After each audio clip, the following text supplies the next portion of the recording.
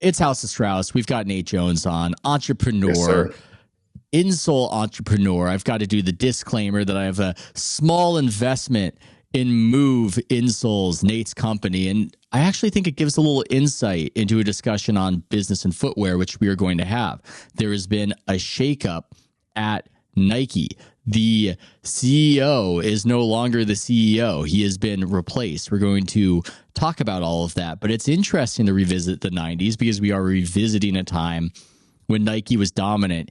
Even though, Nate, I feel ridiculous even admitting it, I would wear a lot of the And One gear. Remember the And One gear? Oh, and Remember one, the silhouettes, the shirtless guy talking that, smack, all of that? It seems silly to look back and think of myself wearing that garb, but I did it. that I don't think that's silly at all. That was like when I was a freshman in high school, like 95, 96, that was, and one was on fire, like on fire.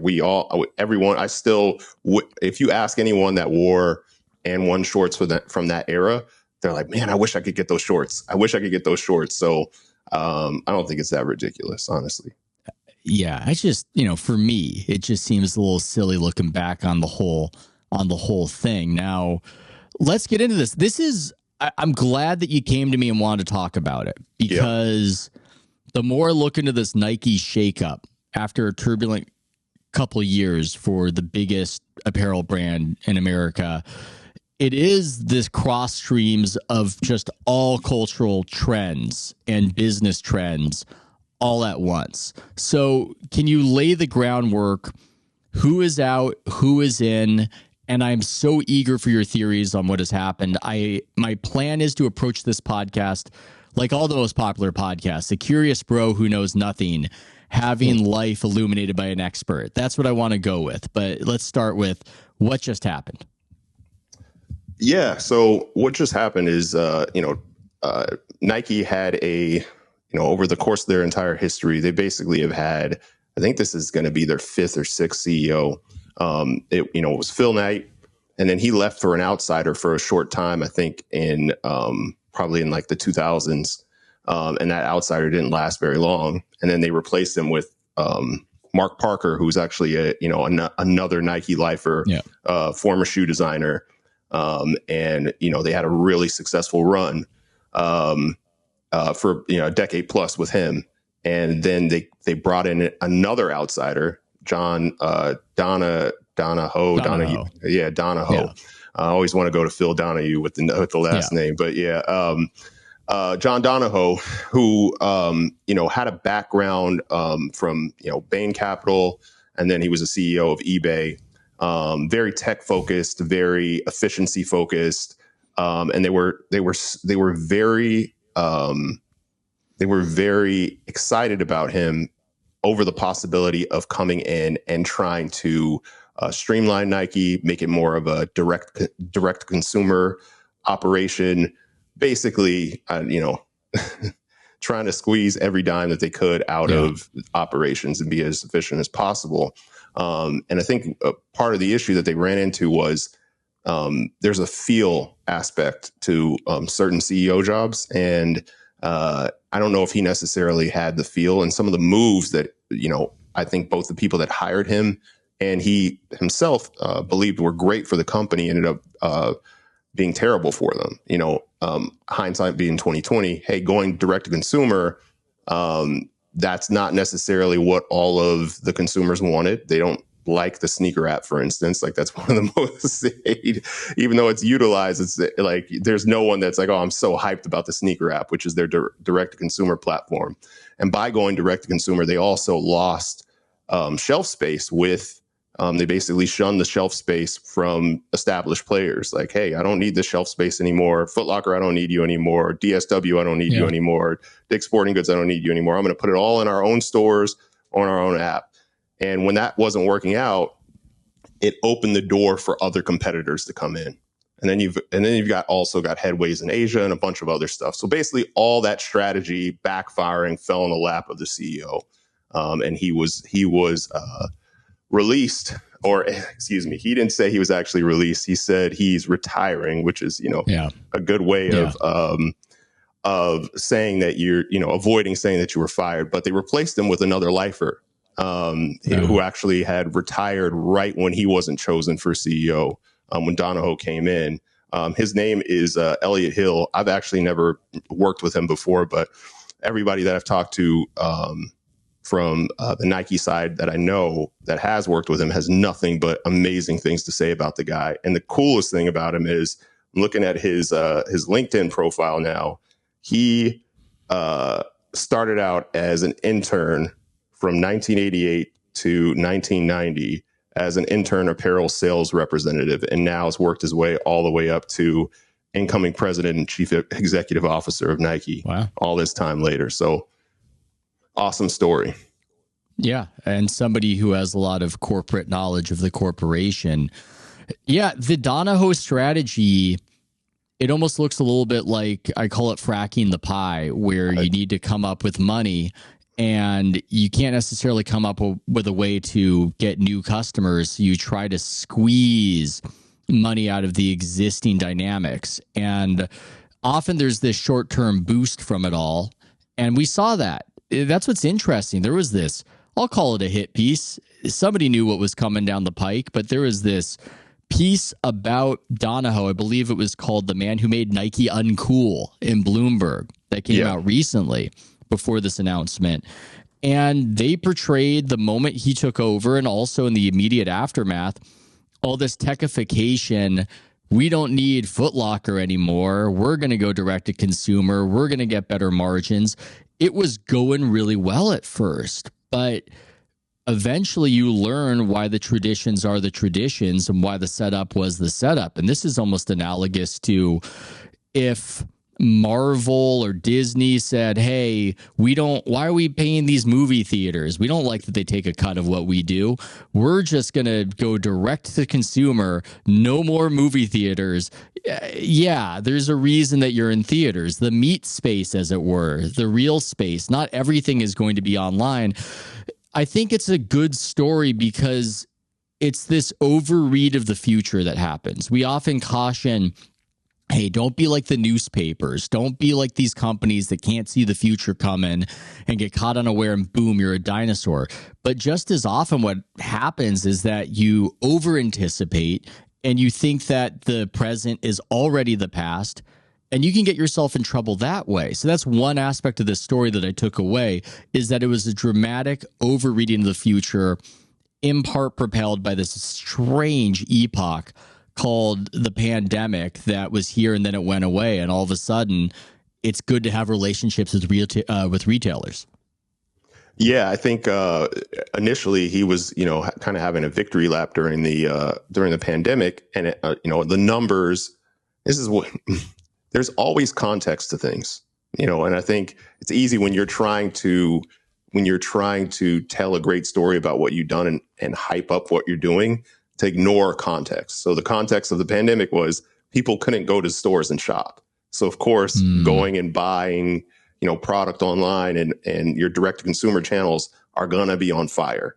And then the other side of it is when you're talking about retail versus, when you're talking about casual versus athletic apparel and athletic sneakers in particular, people aren't really caring about athletic sneakers if they aren't able to go play basketball at a gym.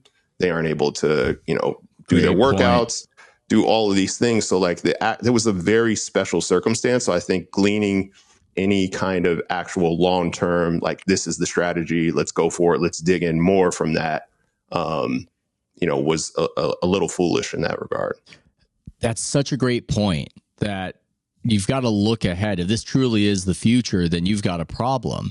Just do it isn't about sitting around in your slippers. You aren't the most trusted brand in pajamas. This is about going out into the world. And in a way, I like that it worked out this way, that you couldn't just cut out the in-person experience and make your company all the more powerful. But a lot of people got drunk on those early returns.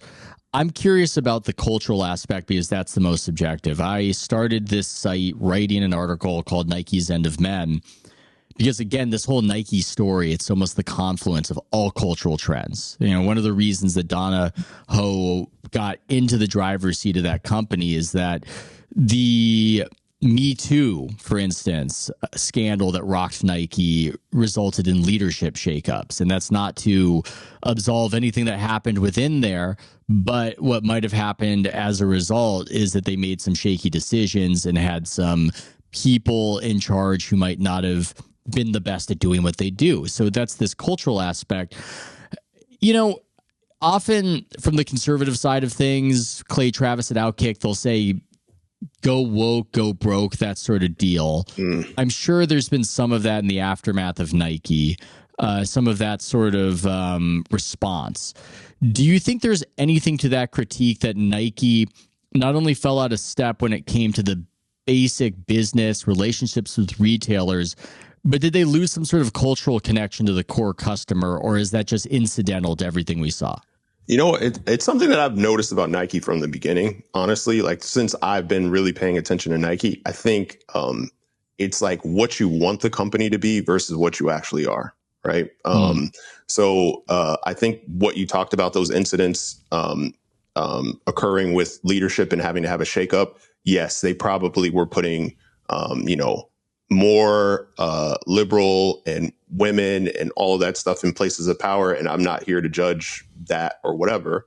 But, you know, when you're thinking about Nike, I think about a company that, you know, started as a running company and, you know, sold a ton of running shoes. But where Nike culturally took off was by becoming a basketball brand and by basketball infusing that entire, like, the feeling of what people think when they look at the swoosh. And now, of course, the Jumpman logo as well, right? And I think internally, even up to this day, they still think of themselves as a running company. But basketball has kind of like been and the culture around basketball has kind of been the flywheel for all of Nike's success. Like basketball, you've got this acceptance in basketball culture. It's going to trickle down to running and whatever else.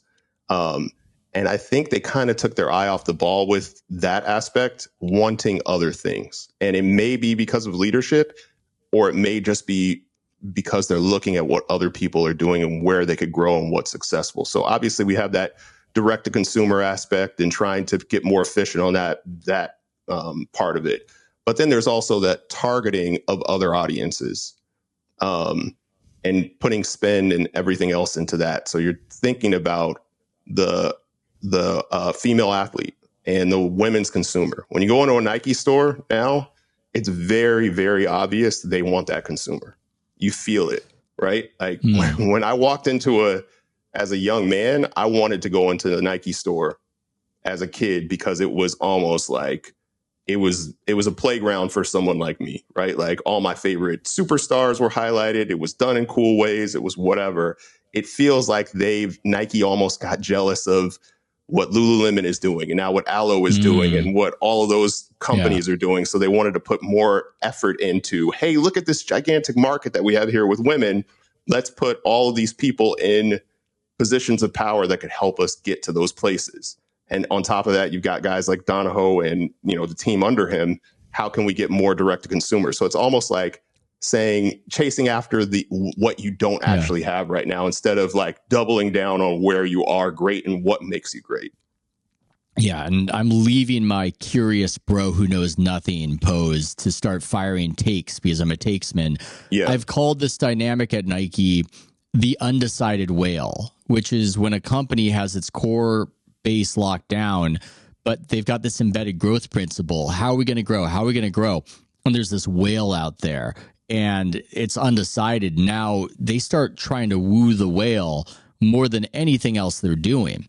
And for Nike, that whale was the women's market because most apparel companies, a majority of their dollars comes from women. But Nike was this odd exception as a dominant apparel company where most of its revenue came from men. So there's this temptation, this idea, how do we get women to buy Nike? And I think it was accelerated by this quirk in their restructuring plan. And I'll read from the piece I wrote on it. Under the leadership of new CEO John Donahoe, Nike is moving away from its classic, discrete sports categories, Nike basketball, Nike soccer, etc., in favor of a system where all products are shoveled into one of three divisions: men's, women's, and kids. So that restructuring, I think, accelerated some of this messaging that was specific to groups that you wanted to get.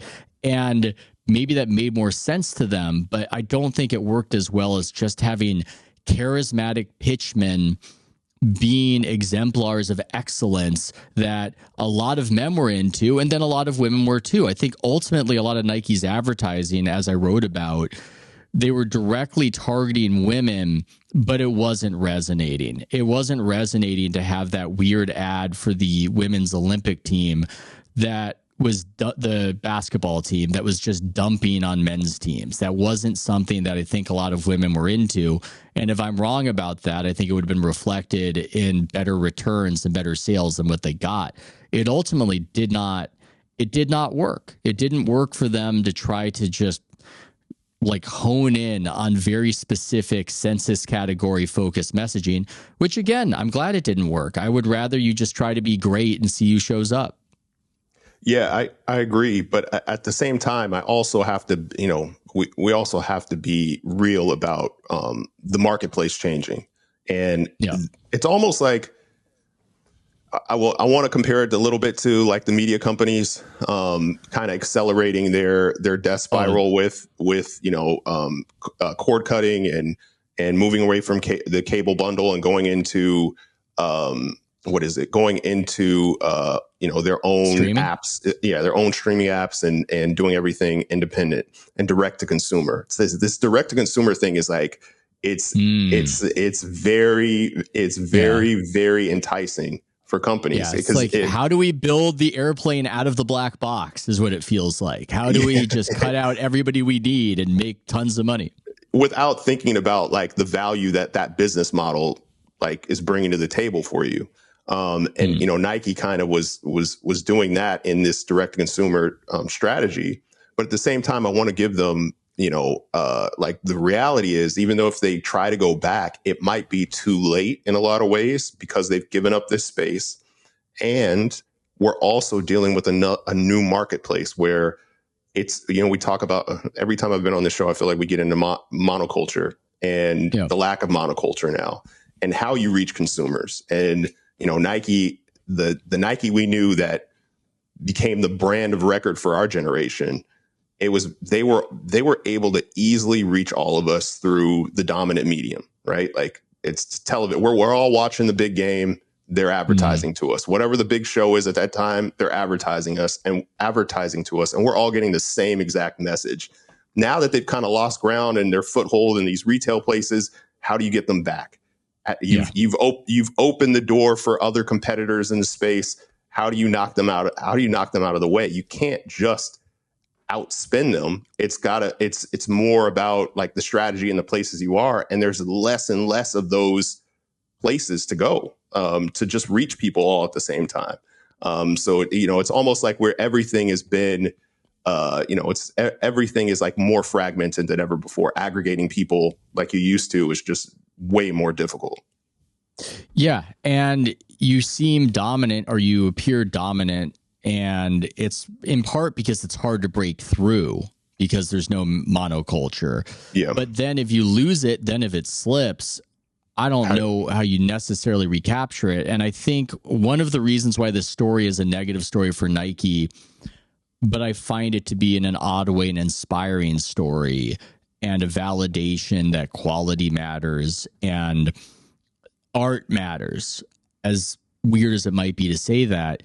Parker, who was running things before Donahoe, really believed in having these products that they would innovate with. And we can say that a lot of, this is a big question we might deal with later as to whether these shoes have some intrinsic style or value to them, or whether it's all subjective. I'm fascinated by that topic. But if you're innovating and really putting a lot into it, it has an impact. I know Parker was behind those fly knits that you could see with the Kobe shoes that you could just throw in the washer dryer and it would clean them. And the material was really cool as well. And I loved that stuff. Mm-hmm. And when I think back to certain shoes that really made waves, they were different. They were cool. Reebok, they got Iverson, but they didn't just do that. They had that Beehive DMX cushioning that was cool. I don't know if it helped you at all on the court, but it was cool. And they just appeared to completely abandon that under Donahoe, where it didn't matter anymore. Innovation didn't matter anymore. Coming up with new shoes didn't matter anymore. All that mattered was taking whatever you were successful with and fracking that pie, taking whatever Jordans, whatever Jordan brand people still had an attachment to, and finding a way to further monetize it with efficiency.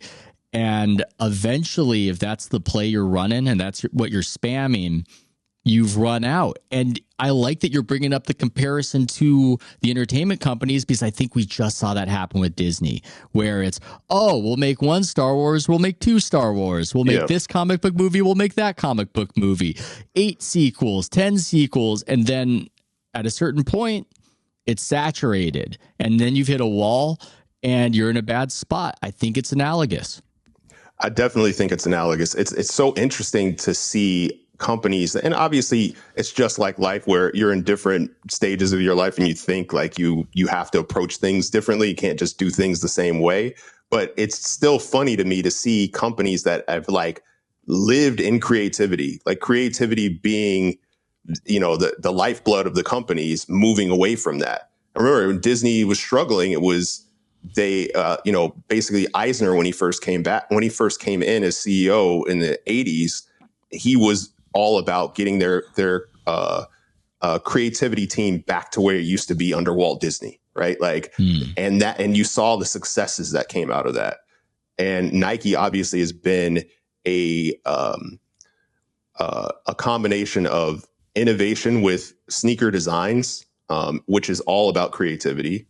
Obviously, there's a scientific biomechanic aspect of it that has to be considered as well, but creativity and then the storytelling around the athletes, like their partnership with Wieden and Kennedy, especially when it comes to basketball culture and embedding that in everything that they do, is kind of the secret sauce. And it's also really funny especially when you compare both Disney and Nike, to think about, they almost are forgetting why people like those things to begin with. Like, hey, I like the Jordan 1.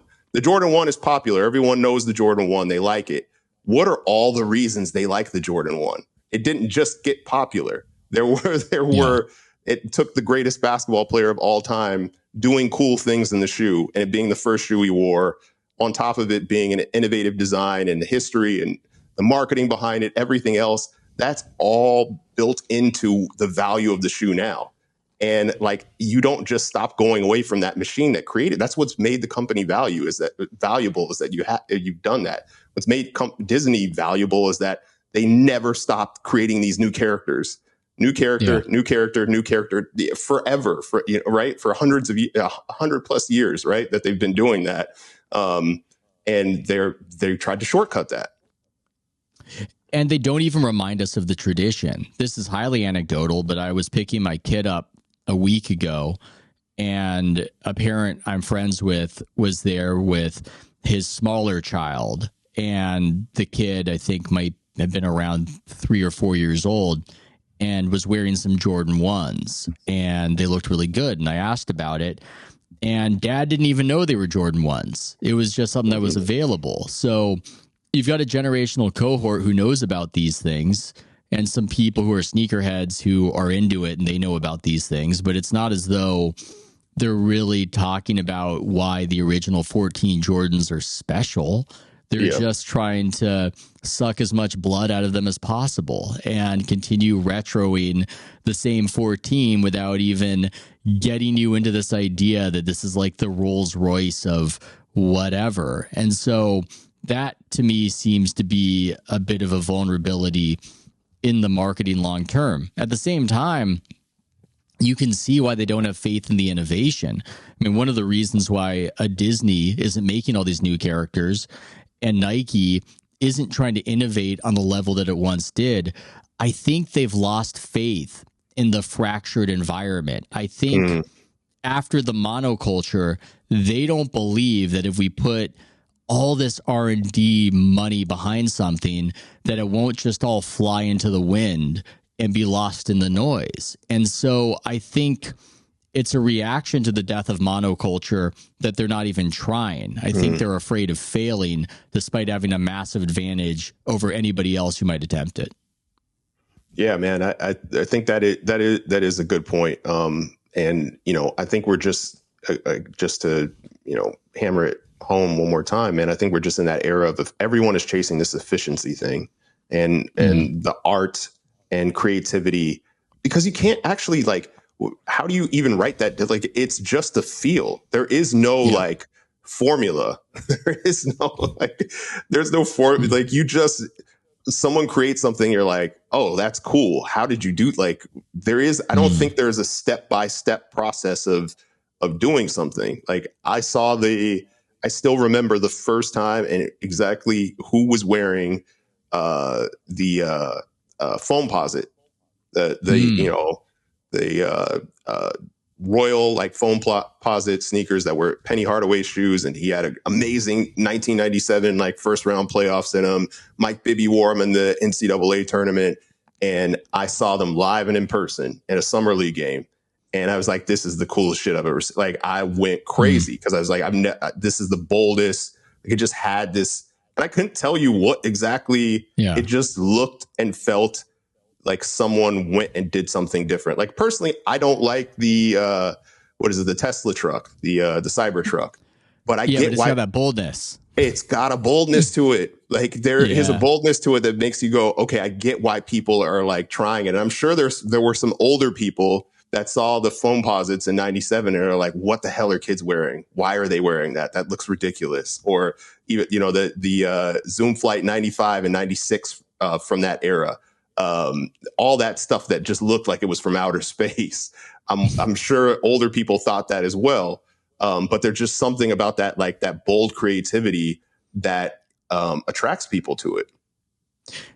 I'm reminded, and I wish I could quote it appropriately, but there was once a moment in the locker room after a Warriors game where Nate Duncan, premier NBA podcaster, was wearing some wild looking shoes, crazy colors on them. And Draymond yelled out that Nate was out of his mind, but he liked it because you're going for it. And I think there's that sensibility sometimes where the shoe that's gotten trashed more than any was the Chef Curry's. It was a shoe that was being mocked for really not going for it. I had a similar memory to yours, but it was when I went to a laser tag birthday party and I saw some kid was wearing the Jordan 13s with that green cat eye on it. And it was just something about being there, something about the laser tag that all felt really space age. And man, that made an impression on me. And maybe one could argue that they still do that, but there aren't too many big aesthetic statements. When Kyrie Irving was younger, the shoe he came out with, that sort of crocodile, jagged exterior, that was a statement. That seemed to be a charismatic product. But yeah, I think people don't want to put a bunch of money behind something that's going to flop. And whatever is charismatic artistically is something that cannot be at the present moment reduced to science, which is what I love. And I think it's great that that's the case, but that also makes it scary when you feel like you don't have the power anymore to drive culture as they once had, where it's, look, we're going to try something, and this Jordan shoe might even be ugly looking. It's not going to matter because we at least have a high floor here. I don't think they feel that way anymore. Yeah. A question I have to ask is, do you think it has some, you know, going back to media and culture and where we're at, do you think it has something to do with the way CEOs and companies are covered today? Because, you know, like, I feel like, obviously I was younger, but I feel like businesses weren't now, because of ubiquitous media, everything is covered in some sort of form or fashion. And the companies that have been around the longest, they're going to be the most focused on, the most talked about, all of that stuff. The biggest companies, the bigger companies are going to be like they're getting this, more more of a spotlight on them. And it's almost like you're incentivized as a leader in these spaces to just say, I'm going to do what I think is like the most efficient thing, and I'm not going to take risks. Because I'm out of here if I fuck up, basically. Yeah. Well, I think you could see it in the Bloomberg article when Donahoe took over. He did a listening tour, which sounds good, but I don't really respect leadership that does that. You should be receptive. You should be listening, have an open door policy. But once you're doing a listening tour, to me, it almost sounds like, oh, you don't have a vision of your own. You're just waiting to hear people tell you things. And I like those scenes in Mad Men when Don Draper is rejecting the focus group and saying it's our job to tell you what you need. That's what we're here for. I like that. I mean, you can take it too far and not be responsive to certain trends. But I think to what you're saying, some of it's coverage. And I also think some of it is the age of the people in power. We are at a generational bottleneck in so many industries. Donahoe, I think he's 64 years old. He was right at the cusp of being a senior citizen. I'm not sure of the age of Elliott Hill, who replaced him, and maybe Elliott Hill is around great. The same age. But the difference is he's at least steeped in the Nike culture. Right. Yes. Yes. He's at least, I'm sure he's an upgrade. But when people took over companies in the not so distant past, they tended to be younger and just had more energy, more vision. Through some accident of history, the boomer cohort has been especially powerful and able to cling on to the power. But age is real, and certain things happen with age, and it does usually correlate with a natural small c conservatism where you take fewer risks. And I've heard that critique made of Hollywood. There's this great podcast Matthew Bellany did of Why Are All the People in Hollywood Old? And he was interviewing a guy at the top of CAA who, with his generational cohort, they took over in the 70s when they were all young, and now they're all still in power at this age. And they were making the argument, it is crazy. And they were making the argument that some of the reluctance to take risks is related to that. That's why you see the sequels just getting run back again and again. When the people in charge are old, they don't want to take those big swings. And so I think it's a combination of what you're saying, that there's more scrutiny, but I also think the people in power are also just less likely to impose their own vision, consequences be damned, because of just the natural aging process. Yeah, I think as people get older, they get more conservative. Every single data point points to that. There's always, it's almost like when you see a hippie that's 70, they're weird. Like you look at them like they're weird. There's nothing wrong with being that way if that's where you want to be. But even the people that were hippies, I wonder what percentage of the hippies are now super conservative or just slightly conservative in their old age. Well, in a small C way of like less risk taking. Yes. You know, you can be quirky, but you're going to go with what you know. We stop producing new synapses. We stop seeing the world in new ways. And I think that was something that Elon Musk said, that people don't change their minds, they just die.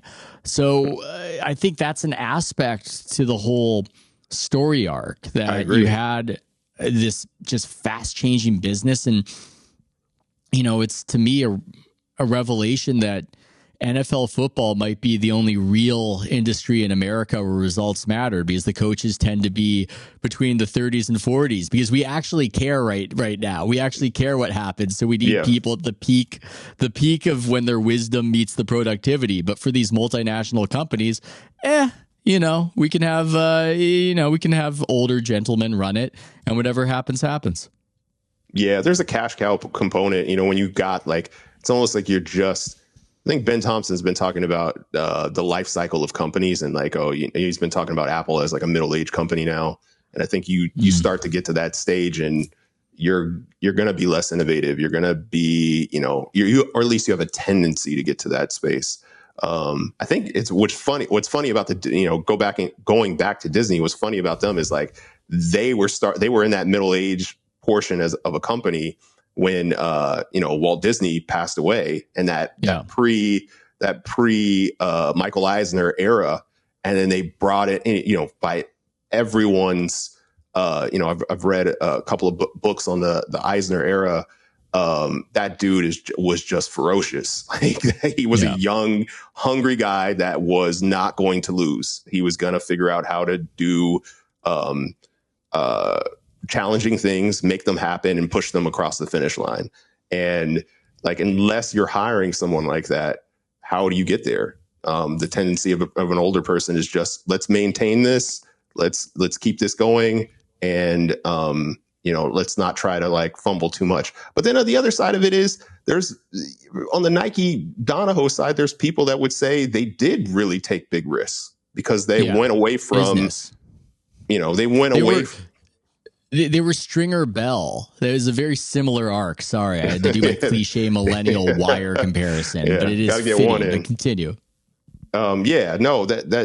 Just by going away from their, traditional means of distribution and, focusing more on the retro models and just fracking the pie, as you say, that was taking risks going away from that. But maybe it's just he didn't fully understand that secret sauce. And like, you were talking about him going on that tour. His background was as a consultant. Like, that's how he made his bones. And like, that's what consultants do. They go and they listen, they assess, and then they come up with a plan, right? Like, it wasn't necessarily natural to him coming into it from the jump. But yeah.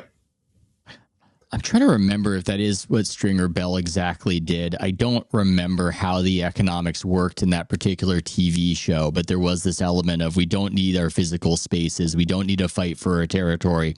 We have come up with a more efficient way. Exactly, we don't need corners. We don't need corners. So in this instance, you're saying On Running and Hoka have taken the corners. Yeah. Oh God, I'm beating myself for how cliche. But this is all. You know what this is, Nate? This is the beginning of the conversation coming to the fore. This is my sense of, I don't want to be made fun of by people for being a cliche. Wait a sec. Like, Hamilton is cringe now. Oh, that sucks. I don't like that. That sort of thing people do. That shift people make. That's what I'm doing right there. But damn it, I mean, that was a good TV show, and there were some relevant business lessons right there where they did let consumers get in, and competitors get in. And explain the Hoka thing. We didn't really get into that. Explain how competitors have taken up these pieces of territory after Nike might have abandoned the field.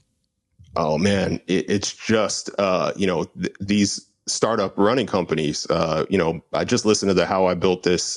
Speaking of cliches, just listen to the entrepreneur listening to How I Built This. But yeah, I just listened to the How I Built This episode of On, and they're a startup brand that's had some innovative stuff, but they've also had some luck come their way. And one of the lucky things was having Foot Inc., which is one of the biggest, footwear retailers, scrambling to fill the floor space because Nike's saying, we're cutting, the amount of shoes we're sending you by this much, or we're not giving you this model, we're not doing whatever. And that's across the board. So an upstart brand, it's like right place, right time. Hey, you've got this brand that has a little bit of energy and D2C, and I'm seeing you in these running communities, and there's buzz, and you come in and you're selling it to them. They're like, why the fuck not? We got to fill the space. Let's go. And now you've got this energy because people that are used to, especially when the pandemic was over, everyone was starting to go back to malls. Hey, going to the malls, getting out. Here we have the outdoor mall, the Grove. Everyone's out trying to enjoy themselves because they've been locked away for 2 years. And you go into a store and you're like, I'm used to going into Foot Locker. What's this On thing that I'm seeing? I think I saw an influencer wearing this, or I saw that at the airport. Like, I'm interested in trying it because it's been co-signed by this brand that I've been going to forever. And then they've been strategic about placements of their own retail outlets, like an Abbot Kinney in LA, which is, kind of a little trendy spot in the Venice area. They have a store and it's packed. Like, every time I go past it on the weekends, it's packed. So they kind of just like right place, right time. The product was innovative and looks different. and they've got that crowd right now. Well, okay. I mean, it's funny to what you're saying. It occurs to me that abandoning the meat space is bad for a variety of reasons, but one is just that with something like a shoe, there are a few aspects to it. One is that there's a window shopping aspect where it's just advertising to be there in retail, that it's another place people are seeing your product displayed in a way that's different from when you go into a grocery store and you see a bunch of cereals. It's displayed. And then the other thing is, I don't know if we're ever going to reach a moment where people want to fully buy their shoes purely online, especially if they're kids and they're growing. Because you want to try it. You want to see how it feels. And yeah, that could work for me. My shoe size is never changing. So maybe I can kind of figure out I like this and this is what I'm doing, run it back. But I don't know if we're fully going to be there. So do you think that was a bit of an oversight in regards to just how sneakers are different from maybe some other products where I don't care. I'll buy this or that online. It doesn't matter. Yeah, I don't know if there was a way for them to kind of bifurcate this a little bit in regards to maybe we only D2C like our most exclusive stuff, but we're not going to cut them off completely and say, hey, you're only going to get this much. Maybe they could have met in the middle there, but I think they were very, very confident in this ability to just milk this and that. Trends and culture wasn't going to change, and if it did, at least they had their own platform to be able to distribute stuff through. But I think, especially American culture. I mean, it's not even just American culture. I mean, when I go over to Asia for, to go to China, go to Japan for these tours, like that's all a part of the culture as well. Like shopping is a big part of the culture. Like people go out with, I don't know what you do with your family, but sometimes it's like, hey, we're going out for a meal and then we're going to walk around whatever the little promenade is that has all the stores and whatever else. And you just maybe not even have a plan to go shopping or do anything, but it's just what you're doing. You fall in and you're like, oh, what's this? I've never seen this before. And you go from there. I was, for our insole brand, I was, we recently got accepted to be in Dick's Sporting Goods and did a tour. Went out to Pittsburgh and did a tour of one of their flagship stores. And I saw as a retailer, you can buy a big like display space on top of whatever shelf space you're getting. And On has this in the store in Pittsburgh has this incredible space. It's just like 10 years ago, this would not have existed in a Dick's Sporting Goods, but they are that level of brand now. And, it's just like luck in a lot of ways. Yeah, obviously they did a lot of the work they needed to do, but I wonder if they get to that place if Nike doesn't pull back at all.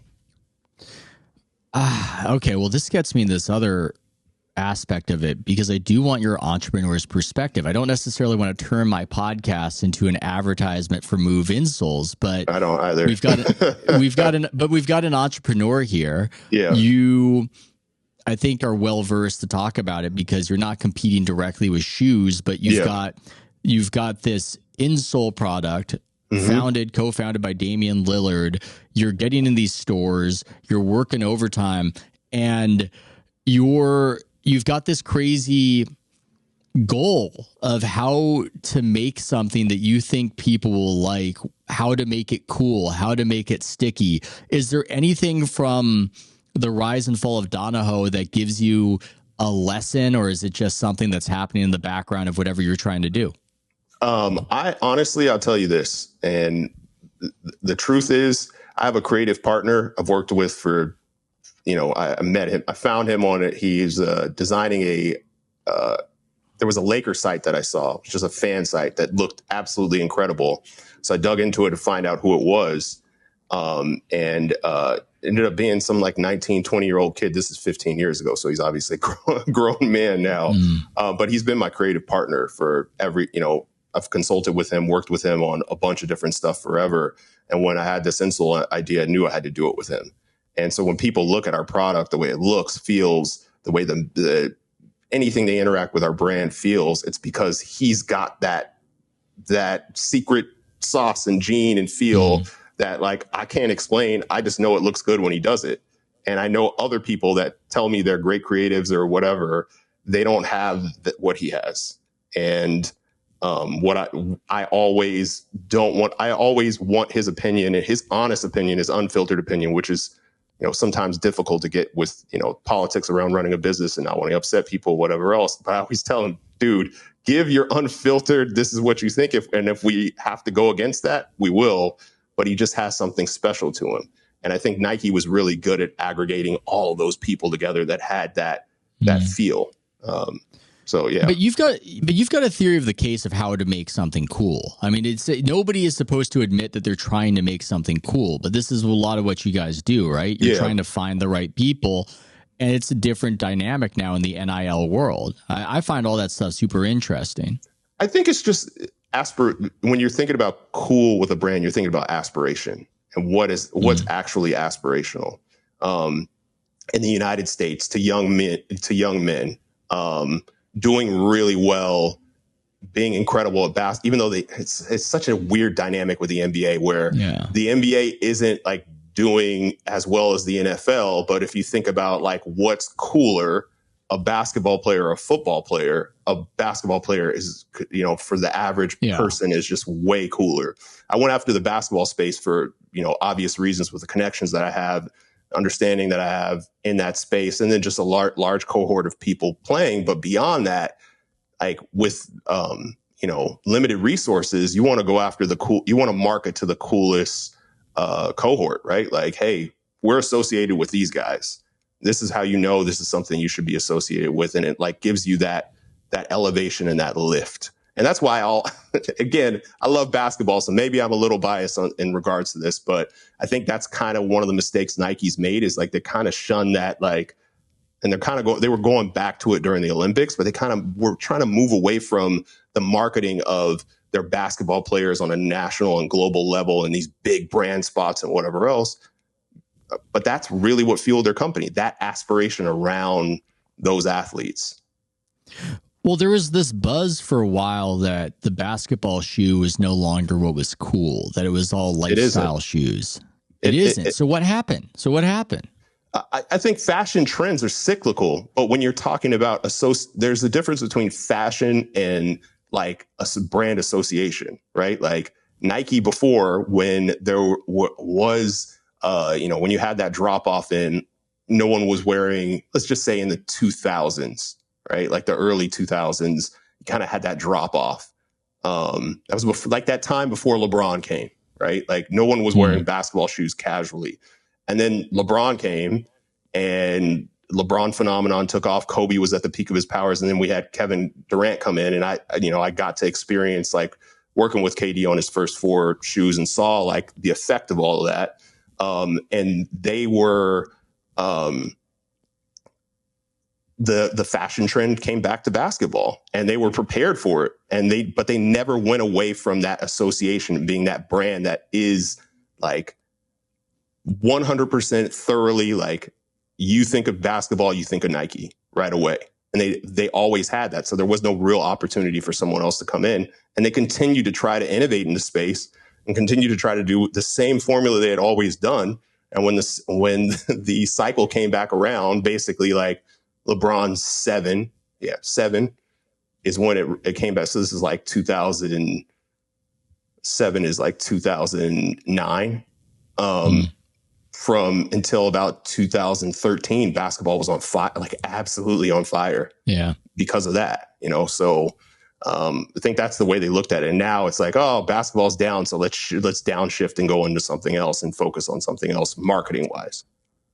I'm trying to figure out why basketball is down though, because I can't come up with just this universal reason for why that is. But it does feel that way, that sneaker launches aren't as big a deal. Being a signature athlete, that's there. For those who don't know, there are a select amount of athletes from these major sneaker brands that get their own shoe they sell to the customer. That now seems like a not as big a deal as it was when somebody was knighted in that way and they were made a signature guy. what is up with that? Just why? It can't just be that it's cyclical, right? It is cyclical, but you also are running into, again, going back to this monoculture versus long tail, like media and like everything in its niche. Like there's so much grabbing attention now.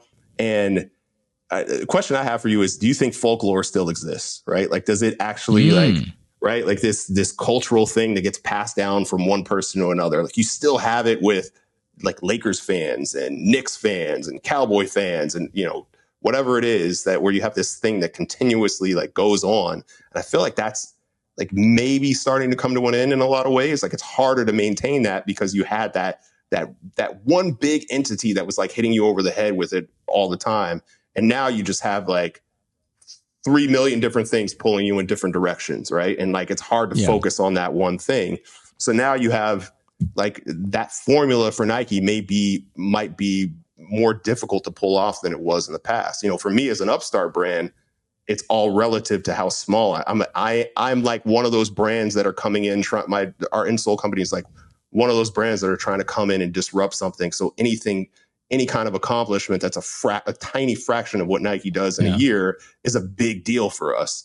But I don't know if I would be able to, like, maybe that strategy wouldn't work for us becoming as big as we want to be long term. Right. Yeah.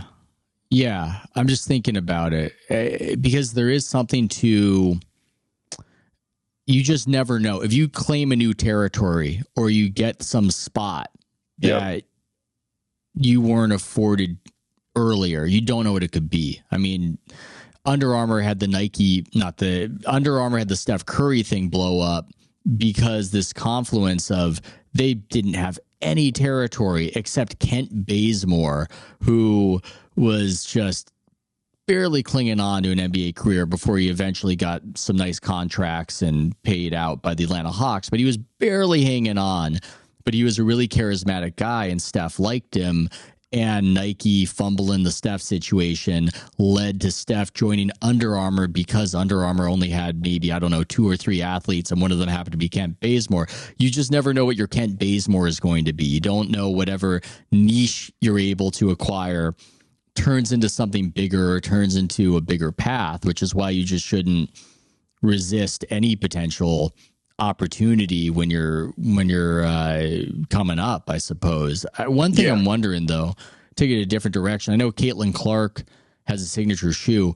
I haven't really looked into it. No, she doesn't. I'm glad you brought this up because what's up with it, man? So this is something that's been bothering me, and this is without like inside knowledge of anything. There's things that I've been told that I just confirmed what I was thinking, but it's like, how do you have the biggest basketball, the most talked about new entrant to the basketball world, and you don't have product for her? And I think a lot of it has to do with managing everything that they're hearing from athletes and participants on the fan base, athletes themselves on the WNBA side, right? And maybe even Caitlin herself wants to avoid all that. And it's so controversial that instead of just like going for it, right? Like I got handed lightning in a bottle and I don't have a shoe for her rookie year. And I'm likely not going to have a shoe for her next year, but I've got the MVP of the league, Asia Wilson, her shoe's coming out. And it feels like a lot of this is around like avoiding upsetting that, right? Like, hey, she can't go before Asia. Like, who the fuck says she can't go before Asia? Like, it's business. Yeah. This isn't charity. Tim Duncan was better than Allen Iverson. Yes. That's not how we determine who gets the shoe and what we market. Yes. And no matter what you think of Asia Wilson, it's obvious the business opportunity with Caitlin Clark is much more substantial and much less risky. But for whatever reason, she's been put on the back burner and is kind of just wearing like Kobe Bryant PEs that haven't even been released. She likes wearing Kobe's, it's obvious. But what does that do for Nike's business, right? Like if you're having trouble getting shelf space back, getting people into the stores, getting people interested in product, if basketball as a category is down beyond off the court. It's cyclical. It's not fashionable, whatever. It's not to say Caitlin Clark's some fashionable person or anything like that. But she is a cultural phenomenon, which causes people to do things like wearing her shoe everywhere to say, I support her, right? Yeah. Why wouldn't you just take that slam dunk? Like, why wouldn't you do that? So those are questions as an outsider. I'm like, a business person. I'm like, this makes no fucking sense unless you're trying to manage egos, relationships, and things of that nature. And when it comes down to business, I'm sorry, man. Like, it's not always, what people would consider fair. It's just, or I was here first, or this is seniority, or whatever else. It's just, this person is better. It's like having a basketball team and going, an unbelievable rookie comes in, and you've had this veteran that's done all this stuff for the team, and you're going to go, I'm not going to run plays for this guy that's a once in a generation rookie because I don't want to upset my vet. Like, that makes no sense. Like, what do you do? You want to win. You want to use the guy that's better than everybody else in that regard. Or it makes more sense on a basketball team where you do have to manage egos to a degree. You do, but still, even in that team environment, you're going to figure I'm not talking about someone that's near talent. I'm not talking about like I want to run a few more plays. I'm talking about someone that downright, like, it's like Shaquille O'Neal coming in his rookie year and them going, hey, sorry, can't run plays for you. We got Scott Skiles. We don't want to piss. Scott Skiles was a unselfish player. We don't want to piss off our vet. Like, so everything Scott decides when he gets the ball and maybe you'll get it. Like, oh man, don't worry about it. Right. Like, that reminds me of David Stern when Scott Skiles was a coach. And he didn't want Stern to have the cameras inside the locker room. And Stern said, well, let's see. On the one hand, we've got billions of dollars from our broadcast partners. And on the other hand, we have Scott fucking Skiles. Shut the fuck up. But look, Asia Wilson's obviously no Scott Skiles. She's league MVP. She's the best player. But she is. But this is a once in a generation business opportunity with Clark. And this does get back full circle to something we were talking about earlier, which is that social sensitivities do get in the way of business. The social media era, especially on the entertainment and media side, is an era where people will choose the social over the economics. And it's not just about the money, because what would make the most sense, I think, for promoting a Caitlin Clark shoe, and you could call me crazy or say I'm wrong, would be to send a pair to Dave Portnoy, because the most underrated factor in the Caitlin Clark phenomenon that nobody wants to admit is that Dave Portnoy, much as he's considered a misogynistic lout by much of the media, was very early, and Barstool was very early to the Clark phenomenon. And a lot of young people got on board through that portal. So if you're just trying to do earned media marketing, you would send him a pair of whatever the signature shoe would be for Clark, the Bumblebees, have him have Iowa colors or have a heart on it because she does the heart symbol. I don't know. I mean, that you don't have to do that one, but I'm just giving an example of how certain marketing opportunities that would make sense, you're precluded from doing because of social controversy. Yeah. But the funny thing is, social media is not reflection. And we talk about this all the time, but social media is not a reflection of real life.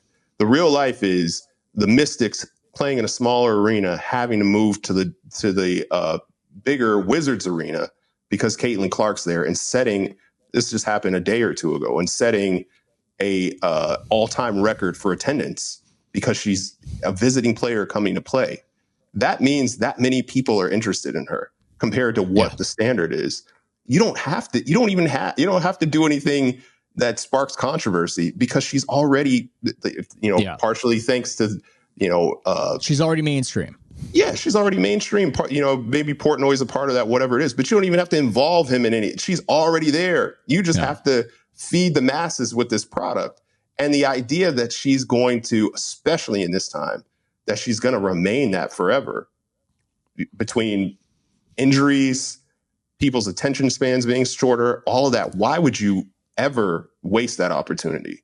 If anything, you got to be ready to go. I look at I look at Juju Watkins, who I think is going to be the next player of that. Like, obviously, it'll be interesting to see how they treat Juju versus Caitlin with different racial dynamics and things of that nature coming in. But like, I would skip her over Asia right now. Like, I would rather have Juju have a signature shoe in college with the way that the momentum she'll have coming out of the NCAAs, the way her game is played, and how much longer she has to play. I would be investing in it in a Juju signature shoe right now and building towards that. So when she gets to the WNBA and she has the momentum, she has a product. Caitlin Clark has the product. It's all about like who has the audience right now, who's more marketable, instead of worrying about who the best player is, because there isn't a one-to-one with that all the time. I completely agree. It seems like Juju just has something that connects with people. And also, being in LA, there's something to that as well. And it seems as though the basketball community, the NBA players, they're following her career, and there's a connection right there. And that's just not the case. Wilson, it's hard to really, this is this other thing. A lot of the substrate of our conversation, it's hard to define aesthetics, which are sometimes matched up with quality, but not completely. And Asia Wilson just seems to convert on that 15-footer at a rate that's much higher than other people, but kind of in the way that with certain baseball players, you wouldn't necessarily know that they're batting 300 versus 250 unless you had the numbers beside you. It's not like you'll show somebody a clip of that and they go, oh my God, this is something that nobody else could do. It's just she can do it at a rate that other people can't do it. And that's different from some of the stuff that Caitlin Clark does and what Juju does. And it appears as though that stuff often is what draws people in, and that's what people connect to. And I've said it, I think little of Black Sports Online has been really good on this one. There are a lot of people who don't really like basketball who are almost overanalyzing the Caitlin Clark phenomenon. They are. Yeah. And are they people watching games or going to games or buying merchandise? Like, why do you it's almost like perpetually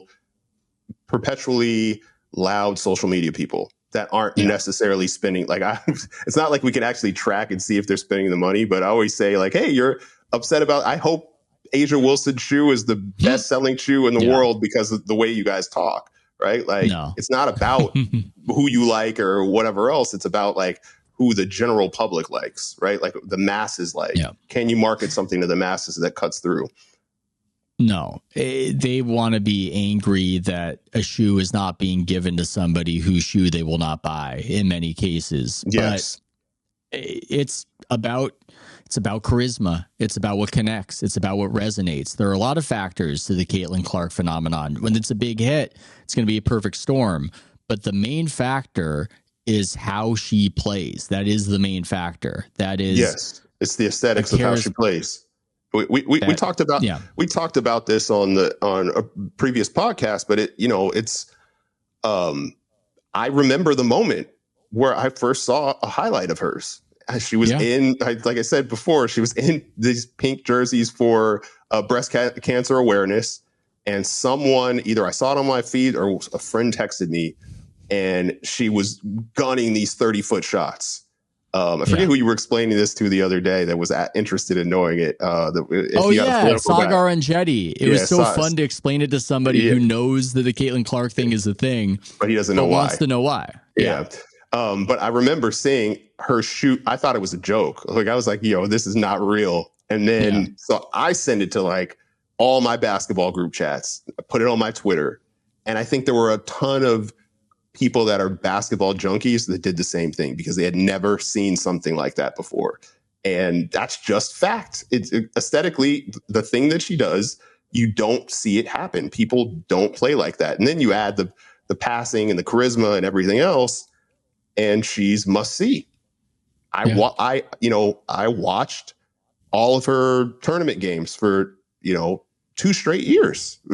I was not expecting to watch Iowa NCAA tournament games, but I fell into that. And I think a ton of people fell into that for that very reason. She just is that unique in that regard.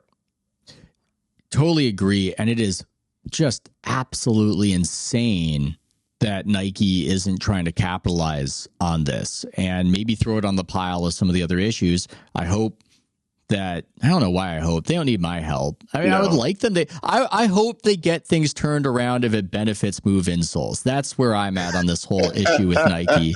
It's my main hope there.